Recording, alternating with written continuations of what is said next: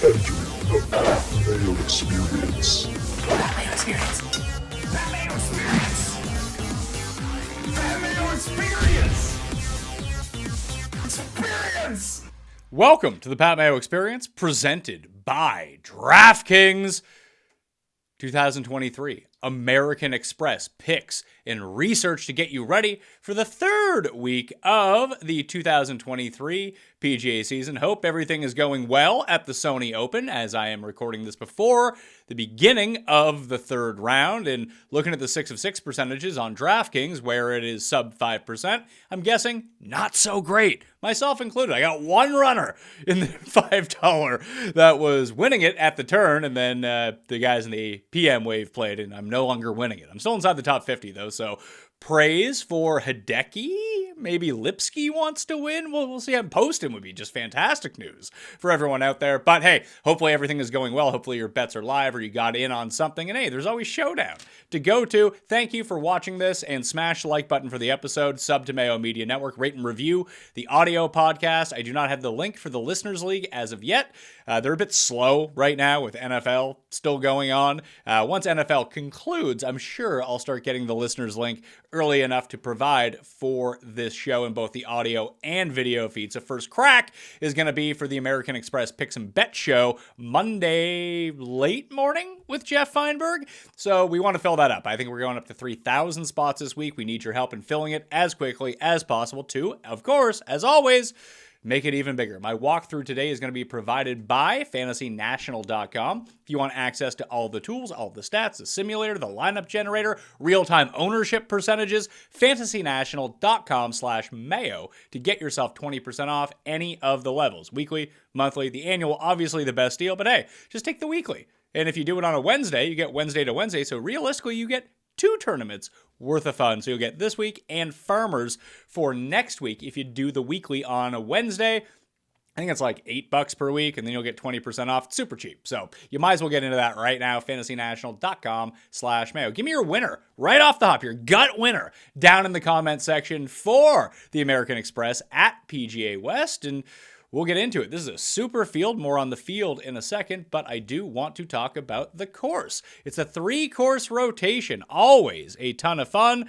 This is the best drone flyover I could find. It's either this or it is going to be like a Google Map walkthrough, which is no longer all that much fun. You see the ton of water. This is the stadium course. This is the main course. Each of the players are going to play 3 rounds between all the courses. You have the stadium course, the Nicklaus course, and La Quinta. The final round will take place at the stadium course, the most difficult of the 3, although it's not super challenging. You can get yourself into a lot of trouble at the stadium course, mind you, but it is not as difficult as the other 2. All of them are par 72s. The stadium course is 7,147 yards. The Nicklaus course, 71, 81, and then 7,600 yards for La Quinta, a full complement of par 5s on each of them. So, and they're super easy as well. All the par 5s across all the courses. This is like the easiest course, the easiest tournament on the PGA Tour as it pertains to making birdies. So be cognizant of that as we go through it. Hudson Swafford won a year ago at -23, so you're going to have to be well into the -20s in order to make everything.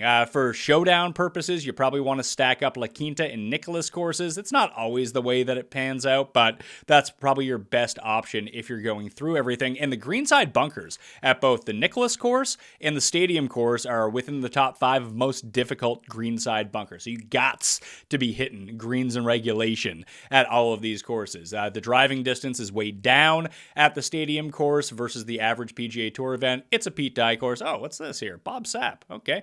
So let's hop on over to fantasynational.com and kind of take a look a bit more in depth at the courses that we're going through. Again, the stadium course is the only one with shot link data. It is the only one that has cameras on it. If you're trying to follow guys that are not at the stadium course, well, you're going to be shit out of luck, pals, because you might get like a handy cam. I remember when Hadwin was firing his 59 at La Quinta one year, they finally got like a handy cam on him on the 17th hole. It was pretty ridiculous, to be perfectly honest with you. The par 3s at this course, incredibly challenging. As you can see, the two hardest holes on the course, both par threes. Then you have like the faux island green, number 17. It's only 165 yards, but there's so much water on the stadium course that you can find yourself going the wrong way quickly. You can shoot 64, 63 at the stadium course, but the big numbers also come at this course, and mainly they're derived from these par threes. So it's very interesting to figure out. And when you kind of look at it, hole 13, 15, 18, 17, those four amongst the 5 hardest on the course. So if your guy walks in with the lead going down the stretch, it might not be there by the end of the round. So keep that in mind if you're live betting or trying to, like we did last week, count our Morikawa chickens before they hatch. Just be very cognizant of that. Approach and putting, it's one of those types of courses. You want to hit a lot of fairways at this course. Now, obviously, the longer you hit it, the easier your recovery shots are going to be, but playing out of the fairway is a huge advantage at a course that isn't particularly long. One of the other things of note too on the par fives, like when we take a look at eagles gained, that's why La Quinta really pops out as the one that you want to target, because eagles are more accessible at La Quinta versus the other two courses. You can see 2.6% on a par 5, 2.2, 1.9 on the par 5, on the top 3 par 5s at the stadium course. The going for the green and hit rate of the green percentage at the stadium course is amongst the top 3 lowest on the PGA Tour. So not a lot of players getting there into a lot of layups to 100 yards or whatever the comfortable distance is, and then boom, put it on the green from there. So, like I said, just avoid the blow-ups, avoid the water. There's over 90 bunkers on the stadium course, 7 holes with water in play. So, again, the combustion level is there. The plurality of approach shots are going to come from 150 to 175, but you see a pretty even distribution, 10%, 13%, 12% from inside 150 yards as well. So, if you're good with your short irons, it should be pretty good. We see the historic cut line here, -6, -6, -7, -5, sorry, it was -9 one year in 2019. Be very wary when looking at the stats from the Siwoo Kim year, which was 2000. It was the COVID year. It was 2021.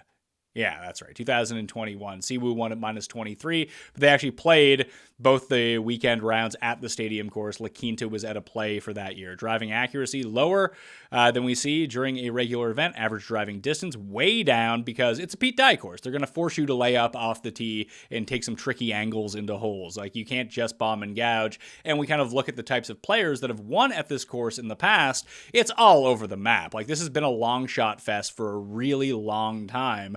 Mainly because you have the 3-course rotation. It's a pro-am. Everyone gets 54 holes in, and then you go into it. And it's basically, as Rahm said one year, this is basically a putting contest. You run a hot putter, you're probably going to win. But you've seen the Rahms, the Swaffords, the Vegases of the world all win at this course, guys with a ton of driving distance. But then you also have, Siwoo's kind of a middle outlier. But then you have Mark Wilson ends up being a winner here. Like, you have your guys, Bill Haas is a back-to-back, or not back-to-back. Was he back-to-back? He's a 2-time winner. Duffner has won here in the past. So guys that are good at par 4 scoring. So par 4 scoring, par 3 scoring. Assume everyone scores on the par 5s. Be on your way. Hit some fairways and ride a hot putter. That's essentially the key to this week. It's very up and down. I would say the long shot thing is usually in play for this course, like I mentioned. However, the field at the course this year is incredible. So when we take a look at the field, it's going to be harder for a long shot to win because you're dealing with Finau and Zalatoris. Xander's back from his back injury. Apparently he's going to be okay. Scheffler, Cantlay, Tom Kim, Rahm, Sungjae, Taylor Montgomery, Sam Burns, Harman, Cam Davis. This is the best field I can ever remember for this tournament. And even kind of looking back on it, 13 of the past 14 champions have played at least one of their first 2 events in Hawaii. So either the TOC or the Sony. That has been, like I mentioned, 13 of the past 14 champions. So some guys that are teeing it up for the first time this week that are in the field. Fowler, Dean Burmeister, the Burmista Mista lady, Davis Riley, Adam Hadwin, Justin Rose, Jason Day, Joel Damon, Danny Willett, Matthew Neesmith, Taylor Pendrith, Higo, Eric Van Rooyen, Munoz. Dietrich is playing in this event. However, he's playing the Hero Cup right now, the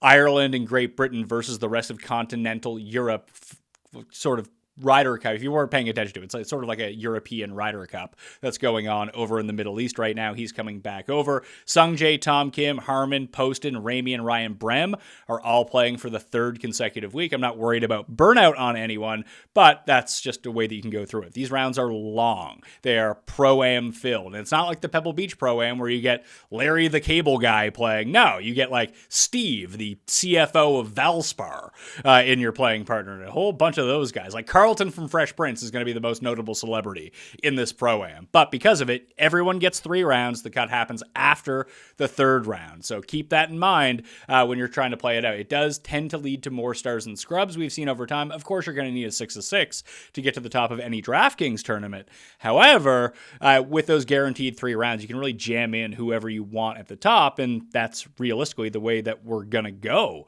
with everything. Tournament history. As you can see, we go strokes gained total. Past 5 years, Hadwin, Cantlay, Sungjae, Putnam, and Rom. Si Woo is up there as well. All of those first 5 guys I've mentioned have never missed a cut, although only Putnam has played each of the 5 years. See, like, this is the weird thing about this tournament. So Swafford wins last year at deep odds. He had won in 2017 before. Andrew Landry lost to Rom in a playoff in 2018. He came in with no form in 2020 and just out of nowhere wins. Guys that have played well at these courses in the past tend to just randomly pop up. Obviously, it doesn't happen every year, but guys with no form but good course history, just for whatever reason, maybe they're used to the 3-course rotation. Maybe they know these greens really well. They're quote-unquote Bermuda greens, but they're really just overseeded with POA trivials. So they're very slow in comparison to a lot of them. So even some bad putters can get hot throughout the course of the week. And you're going to need to, because you're going to need to get to minus 23 basically at least in order to win this tournament. Take a look back at last year. Swafford won. He's on live now, so no more of him. You had Hoagie, Harman, Hodges, Denny McCarthy, Will Zalatoris, all inside the top 6. Cantlay was number 9. Cantlay came second in 2021. He staged a huge comeback. He was so low on Sunday. Didn't end up making a difference. Sungjae has just been competitive, but not near the winner's circle every single year. He has no finish worse than T12 in any of his 4 appearances, but he has no finish like beyond tied for 10th either. So he's never really been in contention when it comes down to it. I mean, the putting difference is really what makes up what happens on the leaderboard. Why long shots? I mean, it was the first appearance of Long Dong Paul Barjon last year. My guy, Lee Hodges. There was no Saturday round right after the cut in order to sink him. So as a rookie, he comes inside the top 3. Like, this is a weird leaderboard. Swafford, Hoagie, Lonto, Hodges, Harman, all inside the top 3. Obviously, Swafford won. Molinari, Zalatoris. Zalatoris did it with minus 1.5 strokes putting. That doesn't tell the entire story, because in round 2, at I want to say the Nicholas course, he shot a 61, and he made putts from everywhere that day, just draining like 80 footers from across the board. Denny, Cantlay, Barjon, then you had like Sungjae, Si Woo. Si Woo's been really good at this tournament, and he is a former champion. Pete Dye course, we'll dig into the Pete Dye stuff a little bit later on, but this is what happened last year. And again, these stats are only from the 2 rounds at the stadium course. The other ones do not have shot length data. Maybe they'll realize this is the year 2023 and they'll upgrade that this year out of nowhere. Wouldn't that be fantastic? Wouldn't count on it. However, trying to get our proper stats. So just keep that in mind. You want like your birdie or better percentage being up there. You want your opportunities gained to be very high up on the list as well. These are just the random things that we're going to look at throughout the course of the tournament. So let's try to build out a model. I have the one from the previous years. Let's see if I can find old Amex. It's probably under like Career Builder, if I had to guess. When these tournaments change their name, you have to kind of adapt with time. So strokes gained off the tee, along with fairways gained, make up 25%. So 15 on off the tee, 20 or 10% on fairways gained. Opportunities gained at 10%. That key proximity range I talked about, 150 to 175. Approach 25%. Par 3s at 10%. And then we have par 4s, 10%, par 5s, 5%. Sand saves with so much sand opportunity around here at 5%. So I need to get rid of some of them because I do want to weight putting 5 to 10 feet and 15 to 20 feet. 5 to 10 feet, 10 to 15 feet.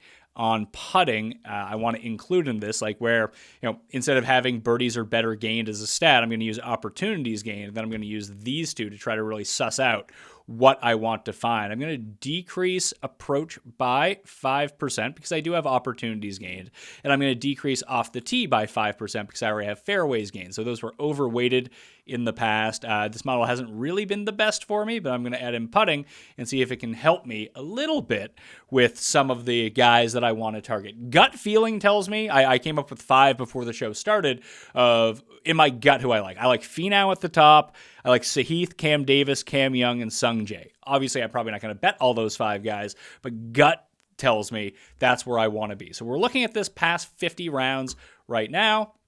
Obviously, this draws from a way back going into last year. Tom Kim, Finau, Sung Jae, Scheffler, Cantlay is the top 5. Should be no surprises there. Well, it jumped on me a little bit. All right, there we go. Zalatoris, Harmon, Cam Davis, Mark Hubbard, along with Brian Harmon in that mix inside the top 10. And again, this is the past 50 rounds. Hoagie, Cam Smith, Griot, who just missed the cut in pretty devastating fashion. No Ryan Armour fashion, who all he had to do was par the easy 18th at Sony. Instead, he makes bogey. Thanks for your hole-in-one. That was helpful. Would have been more helpful if you made the cut, pal. Who else do we got going on here? Griot, Damon for the first time this year. Again, Rahm, Neesmith for the first time. Stupid Armour.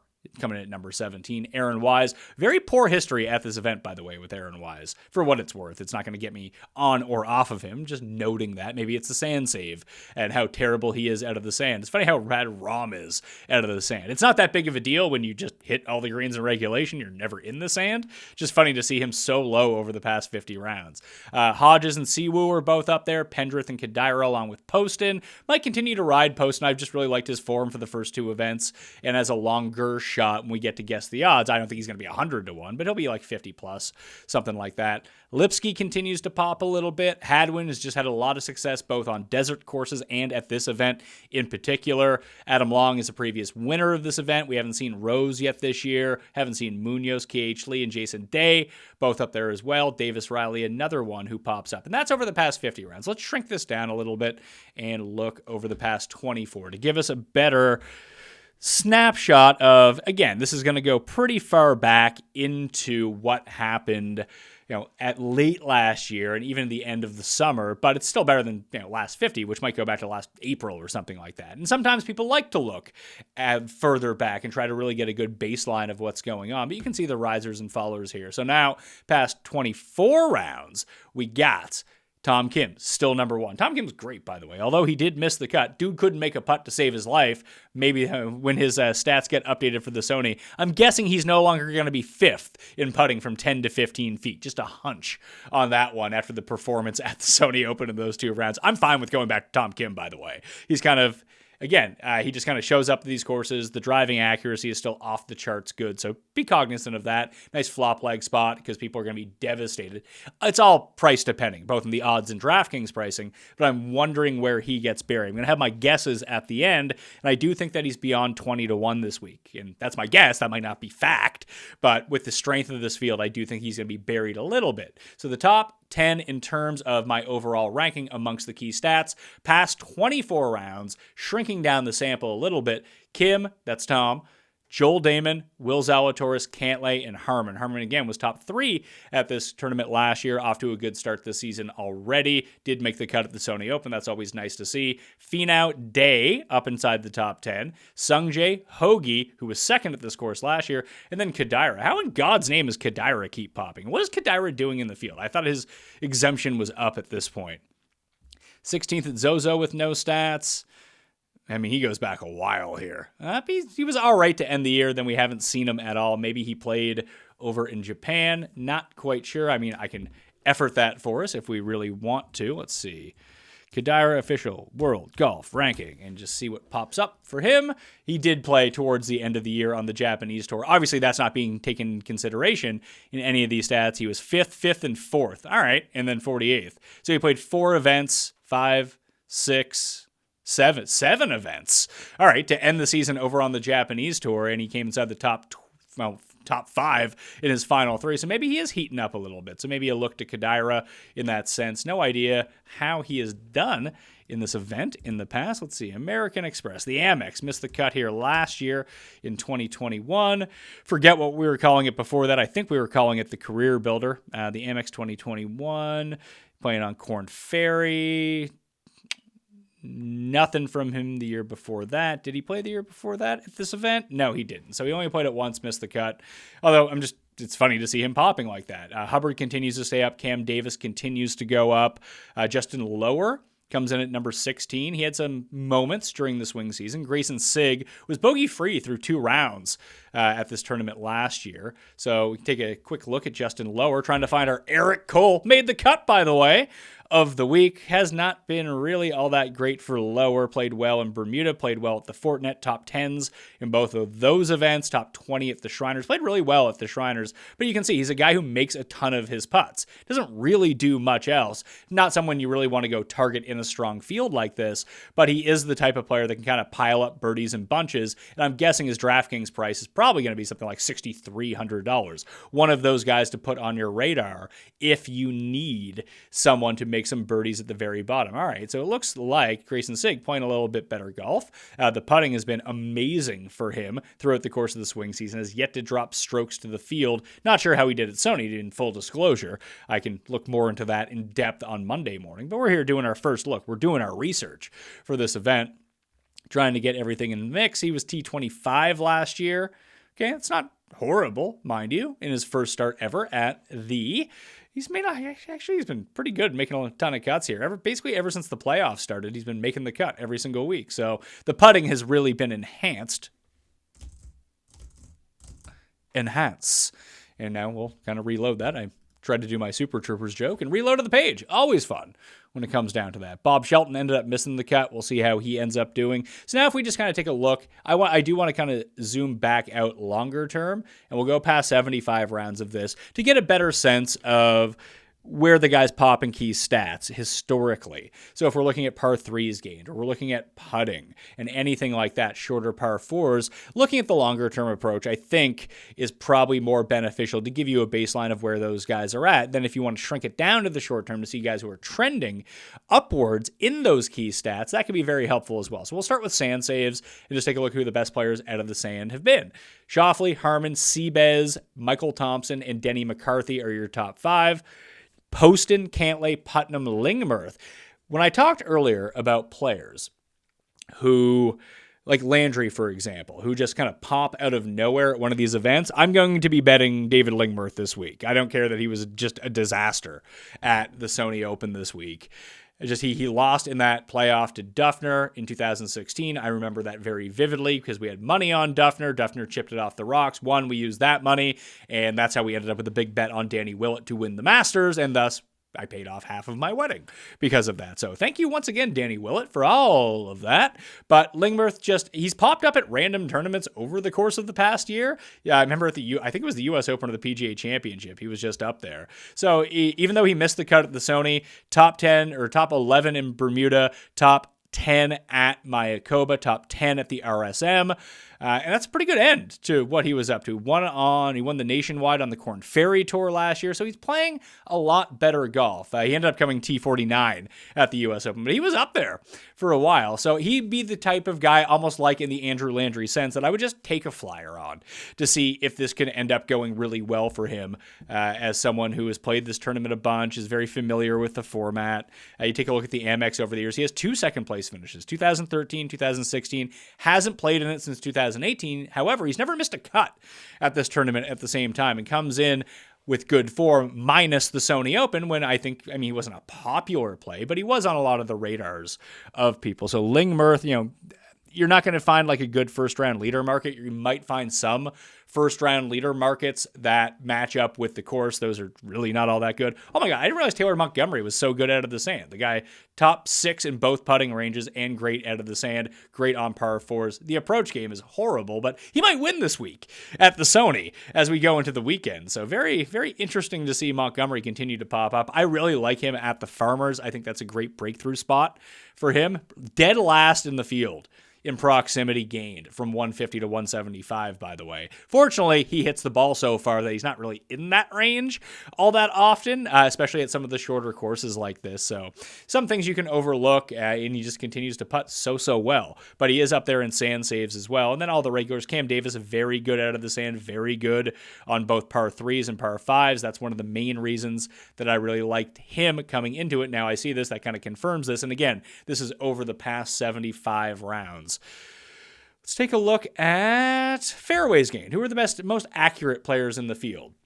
Because of these shorter courses and taking driver out of your hand a little bit, some of the top end players like your Rahms and your Xanders are going to see an increase in fairways gained solely because they're going to be dialing back a little bit off the tee. We see that every single year at this tournament when it comes to the Bombers. The most accurate players in the field, I feel like Reevy won this event before too. Reevy made the weekend at Sony after just a horrible run, like very bad at the Century. Dude can't make a putt to save his life, but at the Amex, I swear to God, I thought he won this tournament. Maybe it was like that long ago that he won, because this really does feel like a Chez Reevy tournament, although by the numbers, no, not so much a Chez Reevy tournament. But he is the most accurate player in the field off the tee. Armour Tom Kim, number 3. Todd Father, Stewart Kadira, Ryan Moore. There's Lingmerth again. This is how Lingmerth ends up getting to the top. If Kyle Stanley is... There's only 156 players in this field, and somehow he ranks 159th in putting. That actually tracks for Kyle Stanley, by the way. There are extra players in this field that I'm just not aware of. It goes up to 161. So a couple of these guys aren't going to end up being in the field at the very bottom end. It's just kind of funny to see that he's that bad when it comes down to it. You see another guy with great accuracy, Andrew Putnam, continues to play well year over year. Siwoo, former winner, plays well every year at this event. 16th. Lipsky is another one. I'm going to add Lipsky to the long shot list. Obviously, probably not much of a sleeper anymore based on the week that he's currently having at the Sony, but we were on him that last week. He popped up in the research show from last week as well as someone who just kind of does everything pretty well across the board and currently sits top 20 over the past 75 rounds in strokes gained approach. So very interesting to look at from that front. Damon's just a good player. He's going to be far more valuable in terms of pricing and odds than everyone else in this range. Harmon, a very accurate driver. The Glove, he's back up here. Did the Glove, what's the last? I can't remember if the Glove played in the Sony or not. Tell you the truth. Yeah, he gets sunk by putting. Whenever he putts, he tends to do well. He came third in a playoff event to end the year, made all the cuts in the swing season, but no good finishes, nothing inside the top 35 for the Glove when it came down to it. Merritt made the weekend. This actually does seem like a Troy Merritt course. He can run super hot with the putter. He's 5th in 10 to 15 foot putting. He's top 25 in terms of fairways gained. The approach has been abysmal, but we've seen him break tournaments before in terms of his approach. It just shows up out of nowhere and then goes absolutely frigid. You see this run that he had from 3M, Rocket Mortgage, 3.8, 2.4 at BMW, 4.5 at the Fortinet.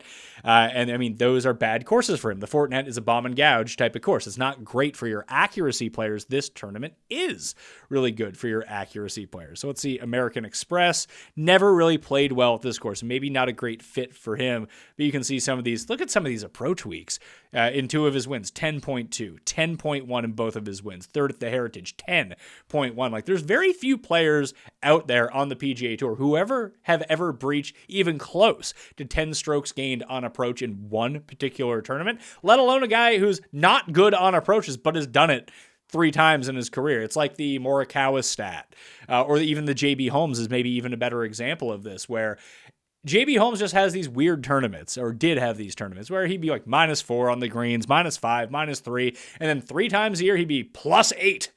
I don't know where it comes from, but it's not predictable by any stretch of the imagination. You just kind of have to roll with it sometimes. Hey, my guy, the Gim Reaper's back this week. Shout out Doug Gim. Love Doug Gim. Sungjae, Long, all accurate players off the tee. On paper, this feels like a really good Munoz course, but I don't feel like his game is especially where it needs to be at the moment for us to really like him. Yeah, he's been pretty poor since the U.S. Open, and that was more than 6 months ago at this point. So maybe take a pass on a guy who's playing for the first time. I can't believe Rahm is up here inside the top 40 in accuracy. What a jerk. He has all this stuff going for him, and also he's very good off the tee in terms of distance and driving distance. Opportunities gained leader, Hoagie, Cam Young, There's Cam Young popping up inside the top 30 in both putting stats as well. Finau is number 4. Xander, Cantley, Scheffler, all the good players are up there. The worst player at the top of opportunities gained would be Luke List. He ain't making enough putts to matter this week. I don't think so, at least. Riley and Carl Wan. Carl Wan ended up rallying to make the cut at the Sony. Obviously very good on the Korn Ferry Tour. I believe he was number 1 on their merit list a year ago. He won the Louisiana Open, which I think is it at TPC Louisiana? No, it's at Firestone South in Louisiana. I have no idea where that is. I was hoping it would be Carl Wan at TPC Louisiana, which is a Pete Dye course, but just very consistent results for him. Dude sucks on the greens until he doesn't. But the approach play has been amazing to end the year. It was pretty good so far at Sony through 2 rounds. So we'll throw Carl Wan onto the long shot list to make sure that we can keep an eye on him going forward. Anders Albertson, it's been so long, he doesn't even have 75 qualified rounds to go off. Neither does Carl Wan, by the way. He only has 26. Smalley, Matty Schmidt, Duffner is still up there, former winner at this event. I just don't think he could putt at all anymore, so that's a problem. Dietrich and Lipsky both up there. Someone named Gunnar Weedy, who in only 8 rounds continues to be up there. Lee Hodges, he's not great on approach. Yes, he's pretty good on approach. He's 14th overall in the past 75 rounds. Kind of sucks on the greens from time to time, but did come T3 here last year. So maybe he has these slower greens figured out, or maybe it was a one-year aberration. It's really difficult to say, but when you're searching down from the bottom of the list, these are the type of guys that you can potentially go to. Nice to see Ben Griffin having another good week at Sony, inside the top 30 long-term in terms of opportunities gained, and the putting has been much better over that time. He's kind of a wayward putter, as you're going to see. He's kind of the guy I spoke about. He either gains a bunch or loses a bunch. And in a tournament like this, if you continue to have the ball striking going really well, especially the approaches, if you can just run a hot putter, you can find yourself at the top of the leaderboard pretty quickly. You see a 4th at the Wyndham, a 3rd in Bermuda, 16th in Houston, and then he's currently, I believe, T5 at the Sony through 2 rounds. We'll see how he finishes. But even so, putting together 2 good rounds ain't nothing for Ben Griffin. I like Ben Griffin a lot. And he loves gambling. So, he loves like sports betting and stuff like that. I started following him on Twitter. Good dude. So let's give our support to our man, Ben Griffin. Hopefully we can will him to a victory on the PGA Tour this year. Trying to find guys that are good from 5 to 10 and then 10 to 15 feet. Taylor Montgomery ranks inside the top 10 in both, as does Brennan Todd. S.H. Kim is 10th and 68th. Richie Wierenski, don't want to do that. Adam Long ranks inside the top 5 in terms of 5 to 10 and top 50, 10 to 15. Other guys who rank very highly in both, you have Cam Young and Sam Ryder, Cameron Davis. You also have Eric Cole. My guy, Eric Cole. There he is again. Great putter. Bezadenhout. They both rank inside the top 20 in both them. Bill Haas. Just a bunch of guys you don't want. Then you have Sam Burns, who does pretty well, although he basically putted himself out of the TOC. But he's a good enough player that he could just randomly rebound at any time. When we talk about 10 to 15 feet on this course, you have Sung Kang. It's got to be Kang. Number 1. Todd.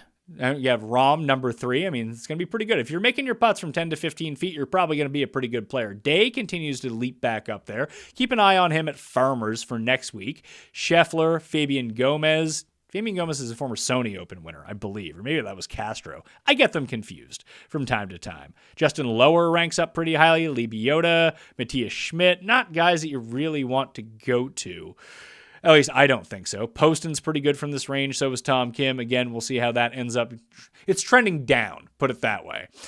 You also have Cam Young, Harry Hall, who made a pretty nice run at Sony in the first 2 rounds. Putnam, top 60 in both. Pendrith, 40th here. Harris English. Harris English is trending upward. The putting is coming back. Maybe I'll throw Harris English onto this list too. Just kind of been middling, getting his game back together. The around the green game has been great for him. That's always positive news. The driving's been pretty good, basically since we got to Mayakoba and beyond. Believe he made the cut at the Sony. He was in the mix in the first round. He was -5 after the first round. I don't know if he went like full speed and ended up missing the cut. I don't believe that to be the case, however. Next thing I want to do, look at some Pete Dye courses. Again, it's only 2 of the 4 rounds, but we've just seen a lot of correlation between guys who are good on Pete Dye courses and guys who play well at this tournament. Si Woo being sort of like Wyndham, Sawgrass here, it's a lot of the same guys. We'll take a look at the average and we'll take a look at strokes gained total and see how we're doing on Pete Dye courses. I don't know why that went back to rank. I want to go to averages over that time, and it's because I want to go to birdie bogeys, switch off that, and go to strokes gained overall. I should just probably let it load, shouldn't I, before I try to tell it something different. So we'll let fairways and greens load on Pete Dye courses. If you just were curious, fairways gained, Armour Kadira, Aaron Rye, Tom Kim and Shez Reavy, Damon Lingmerth, Siwoo Lipsky, and then Harmon, Zach Johnson, Justin Suh, who made a nice run for me at Sony. I think he was 6 under on Friday to end up making the cut. That's always nice. But strokes gained total on Pete Dye courses. I haven't clicked on Pete Dye yet, so we should probably go do that. You can always use the Pete Dye filter. There's a Nicklaus course here too, if you want to take a look at the Nicklaus filter and try to merge those together. I think it's more important because this is the more difficult course of the bunch. Additionally, you get 2 courses or 2 rounds there. So here are your best players on average in strokes gained total at Pete Dye courses over the course of the past 24 rounds. Willie Z, Harmon, Sungjae, Siwoo, and Rom are the top 5. Cantlay, EVR, has not played yet this season. This will be his first event. Ditto with Rose, Pendrith, the same, and then Scheffler. Those are all the players who gain at least 1 stroke total on the field per round at Pete Dye courses. After that, you have Finau, Cam Davis, the Gim Reaper, Charlie Hoffman, Sung Yul No, Callum Tarrant. That's only 3 rounds of data, by the way. Bezaden, Houghton, Burns, Adam Hadwin, Andrew Novak in only 5 rounds. There's Harris English. He's rearing his ugly head once again up there. Steele, Moore, Poston, Grayson Sigg. So Sigg, again, we keep seeing that name pop up. We see there's Johnny Vegas. Probably wouldn't go to him. Lee Hodges in only 10 rounds has played these ones. Eckroat has only 4 rounds, but has done pretty well in his career. Cam Young is there as well, although he only has 8 rounds, gaining 0.4 per round. If we take a look at tee to green at Pete Dye courses, many of the same names, but you see a big jump in Luke List and Siwoo Kim as they go inside the top 3. Luke List struggles are putting. Shocker there. Finau and Gim and Kirk all get some rise in the tee to green rankings. In this sense, Harmon does as well, as does Lee Hodges, Party Marty Laird, my guy, Davis Thompson. Hopefully he can do something. The last man on the course at the Sony Open. He had an eagle putt on 18. He wasn't hinging on the cup, but he decided to call it a night. It got too dark for him. Did not want to go back out there. And he was the reason that you didn't get tee times or see like the overall 6 of 6 percentage on your DraftKings app, because technically there was still a man on the course. As of this recording, I don't even know what he did. He I want him to gain money for me in my season-long race with Rick and Jeff and all those guys, as he was my last round pick. But, in spite of it, he's at -2 right now. Kind of hope he 4 putts for bogey and misses the cut for making us wait. There's that sort of spite that comes into it at the same time. Who else? Scheffler, Neesmith, Day. Day continues to pop here a little bit. Let's take a deeper look at Jason Day just for a second to see what's going on with him. Missed the cut at the RSM. I believe he was very popular, but he's been kind of great. Great.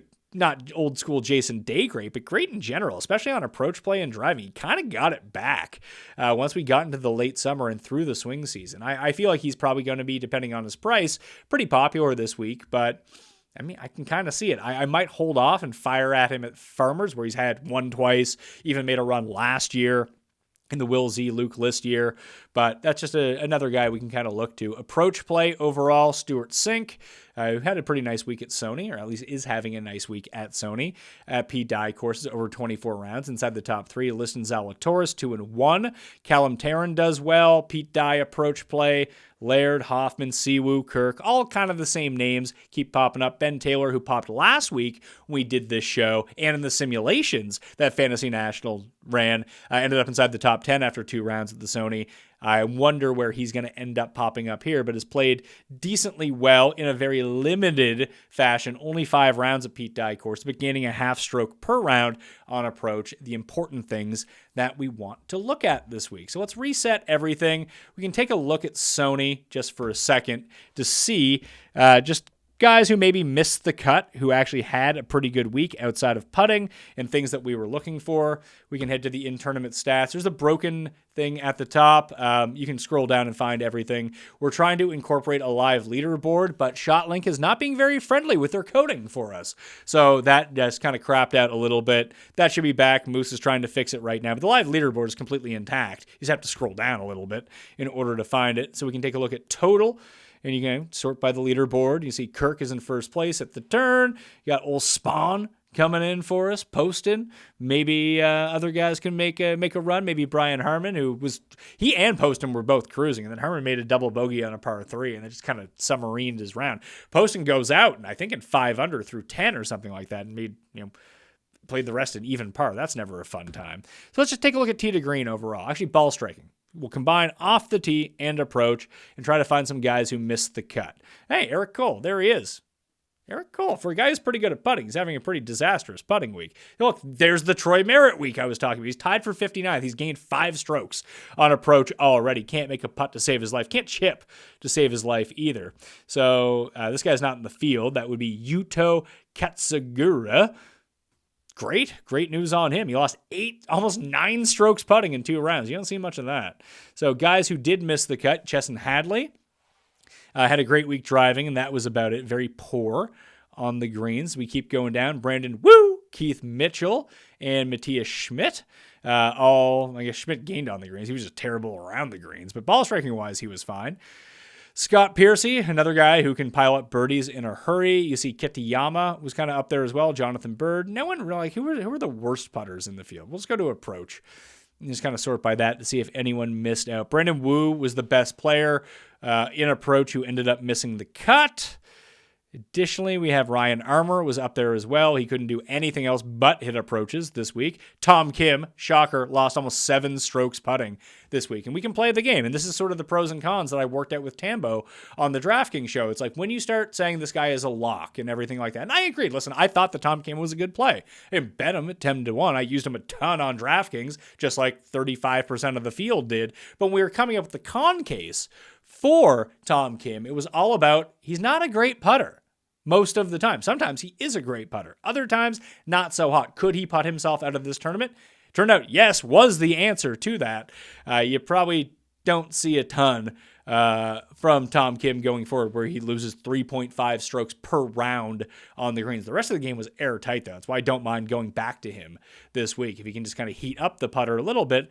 And even when we dig into Tom Kim, just very casually and take a look at his putting performance. It's a lot like what I talked about before. Minus, and -6 this week. He had a -6 at the BMW Championship. He also has gained 12.5 in a round, 6.1. He won both those events. It's like the old Morikawa thing. So Morikawa, anytime in his career, I believe that he has gained more than 3 strokes in a tournament. On the greens, he's come inside the top 3, and most of those he's won in his career. So let's take a look. PGA Championship, 8.1, he wins. Genesis, Century, and Memorial, gained more than 5, came second in both those events. Gained 4 at the Workday and 4 in Mexico. Well, it wasn't Mexico, it was at the concession. So he gained more than 4. He won. So half the time he gains over 4 strokes putting. It's only happened 6 times in his career, he's won. And I would wager, although we don't have the ShotLink data, that at the Open Championship when he won, he made every putt that week. So the other 2 times, this was 2 years ago, he gained more than 3 at Sony. That was a 7th. The other 2 times he gained more than 3, he came in second. So of the 1, 2, 3, 4, 5, 6, 7, 8, 9 times in his career, Colin Morikawa has gained more than 3 strokes putting. He's finished second or first 8 of those 9 times. It's pretty good. So when that happens periodically, you know that these guys are going to win. So in his career, anytime he's gained more than 4 strokes putting, Tom Kim has won the event. Again, doesn't happen very often, but if it can on these slower greens as well, kind of like they are at the Shriners, mind you, he's probably going to win if that's the case. If he gains like 4 strokes putting, he's going to win. So that's always the case for and against Tom Kim in these spots. Probably always more of a buy low, mid-tier, not a favorite type player. Dude's not Tiger Woods. He's a 20-year-old rookie on the PGA Tour, essentially, with 2 career wins already. So we know how hot it gets, but the approach and driving continued to stay hot. That is the important part as you continue to go back to him week after week after week. Let's try to guess some odds for the Amex is, like I said, it's a very good field. 10 of the top 20 right now on the World Golf rankings are up there. I think that there's a big four in terms of pricing this week. As we get to some of the names, I have Rahm, Scheffler, Cantlay, and Xander as your big four. I could be off on that. They could squeeze in Tom Kim or Willie Z or Finau or whoever. But my belief is those are the top four below 15-1. So I'm going to say John Rahm 9-1, Scheffler 10-1, Cantlay 12-1, Xander 14-1. After that, I have Willie Z and Finau at 18, Sungjae and Tom Kim both at 22-1, Burns and Cam Young 25 and 28. Now, they might try to rook us on some of these, or just kind of, it's the next tier that might get squeezed either high or low. I have them trending low versus high right now, and I have Harmon at 35 along with Hoagie and Wise. Taylor Montgomery at 33. If he wins, he goes up to 25. If he loses, he's probably going to be around like 30, 33, 35 for him. After that, you have like KH Lee and Thigala and Cam Davis. They'll be in that like 40 to 50 range. And then you just have random outliers that I don't know what to do with. Like you have Jason Day, Justin Rose, Thomas Dietrich, Ricky Fowler. I would guess that Day probably is right around 45, 50, 55, and the other three are beyond that. Then you have like your Poston, your Damon, your Harris English, that type of player I could see end up being within that like 50 to 75 range. Eventually, almost like Harmon this week. Harmon opened at 40. He went off at 16. Like 16 is a terrible price. 40 was a good price for Brian Harmon. I mean, there's a reason that people smash it. I bet it at 27, which is probably ill-advised, but I saw where it was going at the time we were doing the show. I had a 27 available to me, and I saw him drop to 16 on DraftKings Sportsbook in real time. So I was like, screw it. Let's go with the 27. Probably going to be a loser, but hey, most of the picks I make end up losing anyway. So, I had to roll with that one, trying to get some closing line value on old Brian Harmon. The 40s were actually a good bet. Win or lose, that was a good number to jump in at. So we're going to see that early on Monday morning, that there's going to be good numbers out there. People are going to jump on them. They're going to crush all the value out of them, and then guys will pop down and pop back up. Generally, this like 60 to 50 to 90 range ends up getting crushed. The 3 or 4 guys that open at 80 or 75, if you like them, I would recommend betting them right away, because even this week, like I got Svensson and Poston and Hughes. Ooh, at least he didn't make me sweat the cut line. Thanks, Mac Hughes. Very polite. Being a Canadian, I don't need to sweat the cut line. I'll be massively over par. But they open at like 70, 75, 80. By the end of the week, they were going off at 50 and 55. I mean, that's 30 points of difference. I mean, you don't have to hit as many winners throughout the course of the year if you can get a winner or two at 75 and 80 and they go off at 55. That's like a free 30-1 just sitting there. So always keep that in mind when you're trying to find some good value early in the week. Getting the best number can really make up for some losses and non-winners throughout the course of the season. Just saying, you don't have to go bet on Monday morning, but those are generally when the best options are available. That or guys get crushed. So let's say this week that Finau ends up being super popular and he opens at 18-1. People I would hammer the 18-1 if that's what it is when it comes out. That might be wishful thinking. Or maybe even Tom Kim at 22. Those two guys get hammered. They go from 18 to 14 and 22 to 16. That means we're going to see Will Z drop down if he's not the popular one. Sung Jae drop down into the 25, 28. You just have to wait for that maturation of the market to come through by Wednesday. So the top end guys, unless they're like the two popular ones that everyone's betting, generally do give you better value later in the week, where those mid-tier guys give you worse value the later the week goes on. So keep that in mind when you're planning out your card for any golf betting week, but particularly this week. That will do it on the Pat Mayo Experience. Once again, fantasynational.com/Mayo to get yourself 20% off and set up your model and save your models just like I did. Go search all the stats you want. And then in week, lineup generator, ownership projections, simulations, and we have a couple new simulation tools coming very soon. Moose sent me the beta. I've used them. They rule. He is just trying to get them incorporated into the site right now. I don't really know much about building websites or tech, but he had to like rewrite every line of code on the site in order to make these new tools work. So they're coming soon. Bear with us. Probably in the next 3 weeks or so, they should be out there. I don't want to speak for Moose, but if I say it publicly, he'll put a poker on his ass to get it going. All right. What else do we got? Listeners League coming on Monday. Smash the like, sub to the channel, and give me your winner down in the description. Thank you all for watching. If you want to get in the showdown streets, I do have a Pat Mayo Experience with Toe Tag and Tambo, Tyler Tambolini, who joins me on the Wednesday Golf DraftKings show. DraftKings Pick Show. So we did a full breakdown of the weekend in football, including Sunday only slate and the Monday Night Football slate if you want to go back and check that out. All right? I'll see you next time. That Mayo experience. Experience.